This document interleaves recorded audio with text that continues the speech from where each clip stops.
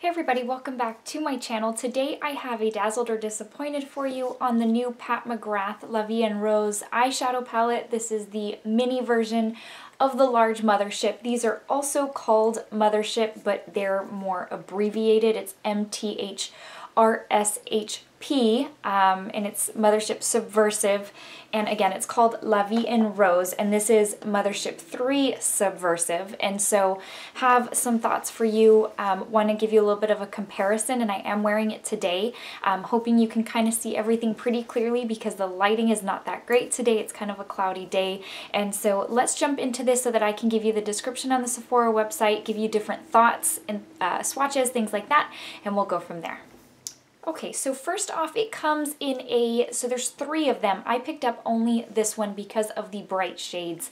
It comes in a smaller packaging, like I mentioned, than the original, so just for reference, that's the difference right there. It's my understanding that they used the packaging as kind of the theme of what they put in these mini palettes. And so the big one, if you remember, it opens up like this, and then you open it up and it's got the palette on the inside. And these minis are a little bit different in that you just unhook the little rubber band and the palette is actually, or the shades are right in here. Now there is a plastic little flap with the names, which was a lot of people's gripe in the long ones, is that the names isn't printed on the actual palette. But then you've got the mirror and you've got the shades actually in here. There's nothing that you pull out as far as a palette like the other one. So let me tell you the description on the Sephora website. Now it is $55, which is really, I know it seems expensive for 6 shades, but it's really a more reasonable way to try Pat McGrath shadows than the larger ones, which are $125 each. So in all honesty, each one of these, I wasn't crazy about the whole color scheme. There were some shades I really liked. So for me, 6 for $55 is definitely a much better option than going the route of $125. So the Sephora website says it's a luxurious palette with an obsessively opulent melee of vivid violets, risque plums, and the euphoric glow of incendiary golds. This lavish collection of shades features extreme blendability and adherence for pure color intensity. The creamy, soft shadows ignite metallic, pearlized pigments and amplify color, which if you know Pat McGrath shadows, you know that to be true. Hers are very intense. There's extreme color payoff. They're very soft, very blendable. Experience an emollient-like texture and sensorial feel that glides on with one stroke, fully pigmented, opaque color saturation, and a polished, bright, multi-dimensional finish. So this palette does contain 6 eyeshadows. I'm trying to see where it tells me the volume. It's 12 grams and 0.42 ounces. Again, it is $55. It is also limited edition. I didn't realize till recently that these minis are going to be limited edition. So let me first take you through swatches of this palette, and then I'll kind of give you a little comparison of this compared to the regular palette. Then I'll zoom you in and we'll go into final thoughts. Okay, I accidentally swatched the bottom row first, but that's okay. Here we go. This is Paranormal, Rosé, Risque, and Euphoria. And Paranormal is very soft. These 2 are not very soft. They're very stiff, very dry feeling. But I will zoom you in here in a second and kind of show you what I used.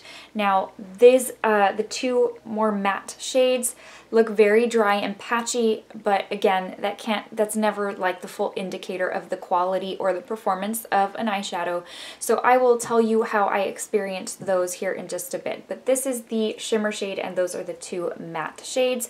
One of the gripes I had heard was that the pink that looks very vibrant in the pan is very sheer once you swatch it, and of course you can see there that it is very sheer once you do swatch it, but that's that second row. Now we're going to go into the first row, and these are my favorite shades of the palette. This one is my favorite of all of them. It is the most soft, most pigmented. You don't need to hardly swipe your finger in the pan and you pick up so much product. But these 3 are Pale Fire, Purple Rain, and Gold Nectar.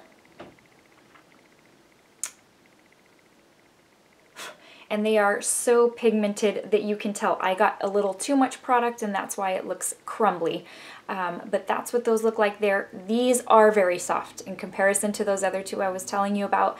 These are very, very soft, especially that gold shade. You hardly need any to have an incredible amount of color payoff on the lid. So that's what those look like right there. Before we go into thoughts in comparison with that other one, I'm going to zoom you in right quick so that I can show you what I used. I used most shades in the palette for today's look. So I used this, what is this called? Pale Fire in my inner corner. I used a combination of the two mattes that I told you are kind of dry. So these two right here, I used those in the crease.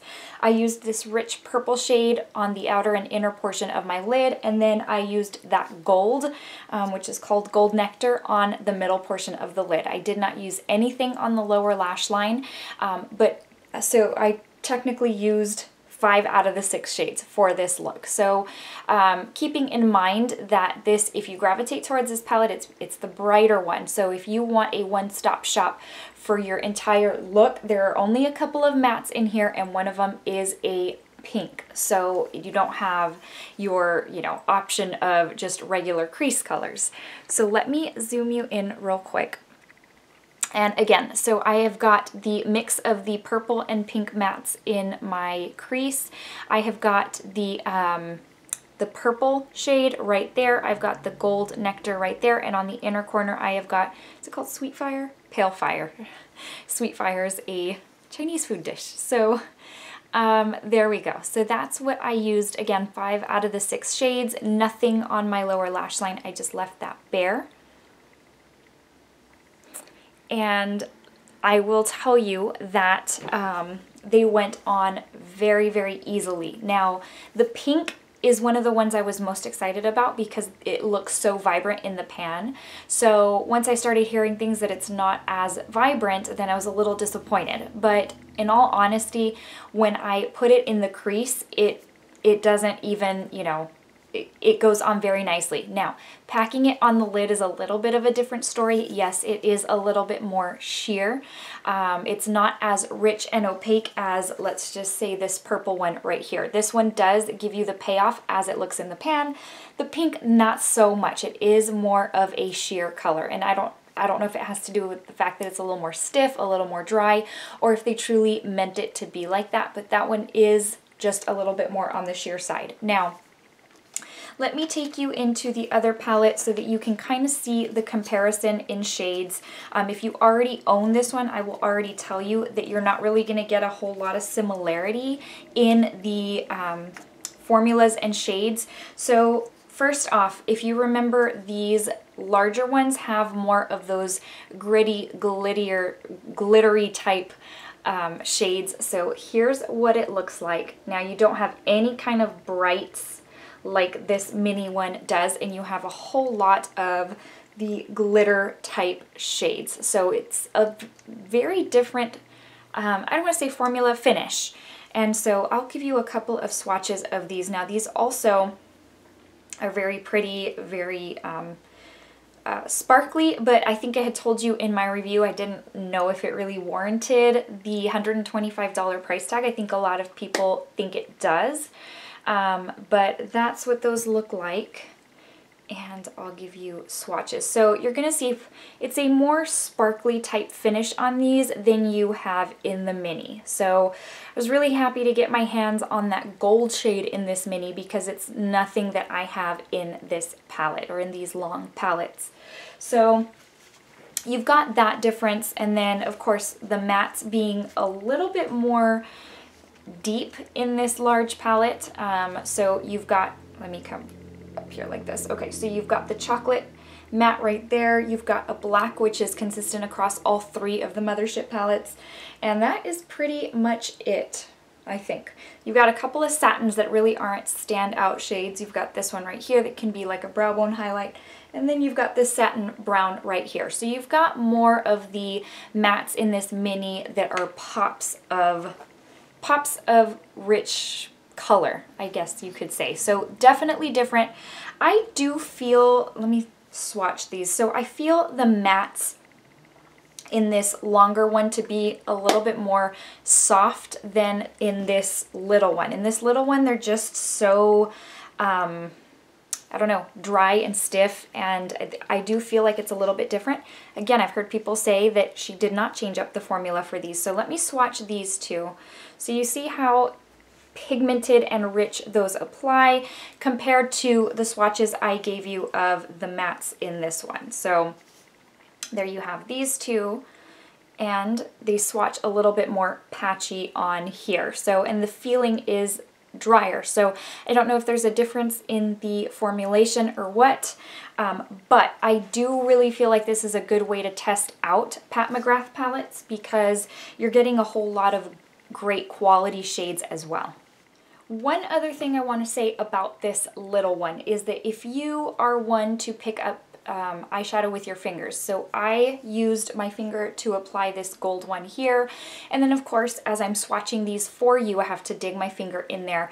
The little flaps really get in the way, so if you are one that has very long nails and you like to go in and dip your finger in order to apply, I think that would be a little bit bothersome.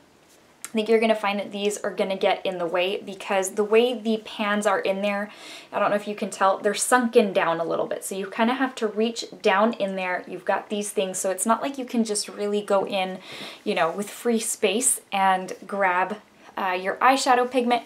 So that's just something to keep in mind as well. Now, as far as me being dazzled or disappointed, I love the shades. I'm leaning more towards dazzled, but I'm not in that at that point where I can tell you I love it, hands down, this is the best thing ever. I really do like it, but I might be in the same boat as I am with these. I don't know, other than, so this gold one I think is to me worth this whole palette, but I just don't know if I am still, again, I'm not over the moon about Pat McGrath eyeshadows, and I think I'm one of the few because everybody is head over heels over these eyeshadows. I do think that this is a great way to try out her product without paying the hefty price tag. $55, don't get me wrong, is a hefty price tag in itself, but it's not as hefty a price tag as $125. And I actually do like the formula in the richer tones in this one, like the purple, the gold,